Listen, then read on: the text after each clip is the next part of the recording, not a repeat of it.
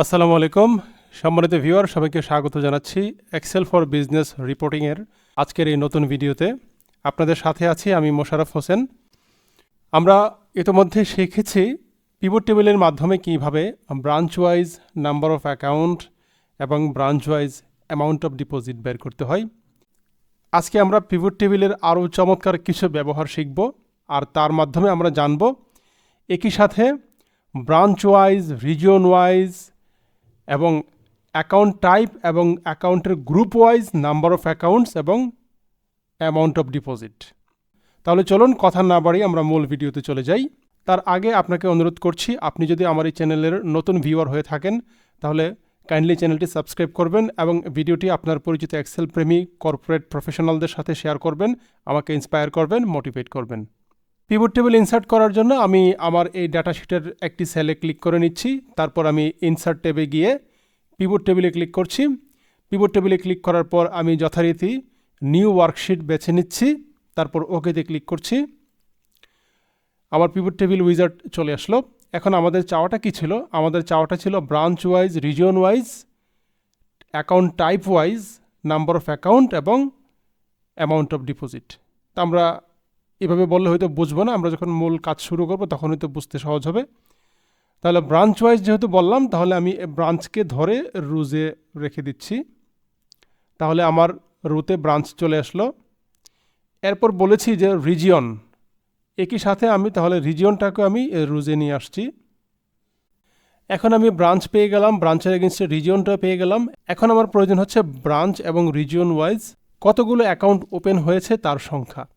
এই জন্য আমি অ্যাকাউন্ট নাম্বারটাকে আমি যদি কাউন্ট করি অথবা অ্যাকাউন্ট নেমটাকে যদি কাউন্ট করি তাহলে কিন্তু আমার পারপাস সার্ভ হয়ে যাচ্ছে। আমি অ্যাকাউন্ট নেমটাকে ভ্যালুজের ঘরে নিয়ে আসলাম।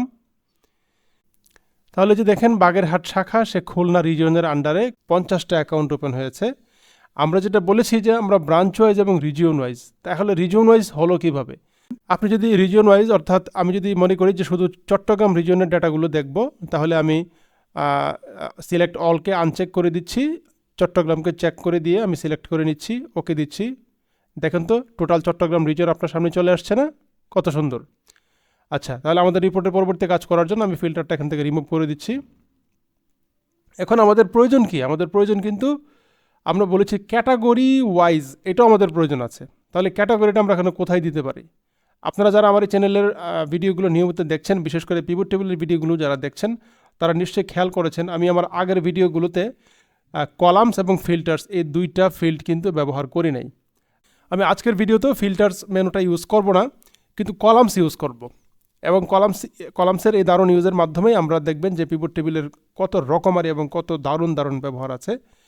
আমরা এই যে ব্রাঞ্চ ওয়াইজ এবং region wise number of accounts পাইলাম, এখন আমরা চাচ্ছি যে এই যে 50টা অ্যাকাউন্ট, এটারও ব্রেকআপ চাই, অর্থাৎ অ্যাকাউন্ট টাইপ ওয়াইজ ব্রেকআপ চাই। এই অ্যাকাউন্টের মধ্যে সেভিংস কয়টা, এফডিআর কয়টা, স্কিম কয়টা, আমি এগুলো দেখতে চাই। সেই জন্য আপনি এই যে অ্যাকাউন্ট টাইপ, এই বেচারাকে ধরে কলামসে নিয়ে আসেন। দেখেন তো কত সুন্দর আপনার চাওয়া পূরণ হয়েছে কিনা। এই যে দেখেন এখানে সিডির বাগেরহাট শাখা সিডিতে কোনো অ্যাকাউন্ট ওপেন করে নাই, এফডিআরে কোনো অ্যাকাউন্ট ওপেন করতে পারে নাই, তার পুরোটাই এসবিতে 50টা। এরকম প্রতিটা ব্রাঞ্চের কিন্তু আপনি এখানে ব্রেকআপ পাচ্ছেন যে কোন ব্রাঞ্চ কোন ক্যাটাগরিতে কয়টা করে অ্যাকাউন্ট ওপেন করেছে। রিজন ওয়াইজ চাইলে আবারও এখানে আপনি রিজন, যে ইচ্ছা মতো রিজনটাকে ফিল্টার করে নিতে পারেন। আমি যদি ময়মনসিংহ রিজনটাকে ফিল্টার করি, এই যে দেখেন ময়মনসিংহ রিজনের ব্রাঞ্চগুলো বাম পাশে শো করছে এবং ক্যাটাগরি ওয়াইজ কয়টা কয়টা অ্যাকাউন্ট সেটাও শো করছে। আমি রিজন থেকে ফিল্টারটা এখন রিমুভ করে দেই। আপনি যদি চান যে অ্যাকাউন্টের টাইপ ছাড়া আপনি গ্রুপ অফ ডিপোজিট দেখতে চান, গ্রুপ অফ ডিপোজিটটা কি, low cost, no cost, high cost, এইভাবেও যদি দেখতে চান সেটাও কিন্তু আপনি দেখতে পারেন।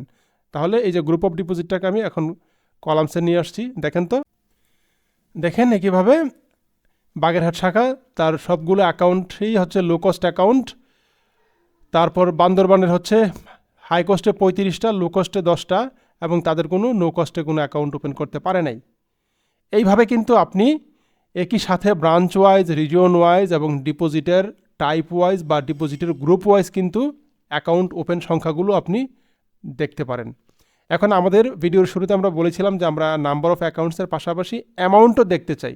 Very simple. আপনি যদি অ্যামাউন্ট দেখতে চান, আপনি যদি মনে করেন যে এই রিপোর্টটা আপনি মেনটেন করবেন, তাহলে আপনি কপি করে নেন। আমি এটা কপি করে নিচ্ছি। আমি শিট 1কে কপি করে নিচ্ছি, move or copy, create a copy. আমি অ্যাকাউন্ট ওয়াইজ ডেটার আগে এই শিটটাকে পেস্ট করতে চাচ্ছি। এখন শিট 2তে কি দেখতে চাই? শিট 2তে আমরা দেখতে চাচ্ছি অ্যামাউন্ট অফ ডিপোজিট। তাহলে এখন এখানে আমি এই যে এই ভ্যালুজের ঘর থেকে অ্যাকাউন্ট নাম্বারের কাউন্টটাকে রিমুভ করে দিচ্ছি। আমি এখানে প্রেজেন্ট ব্যালেন্সটাকে ভ্যালুজের ঘরে নিয়ে আসছি। দেখেন তো আসলো কি না?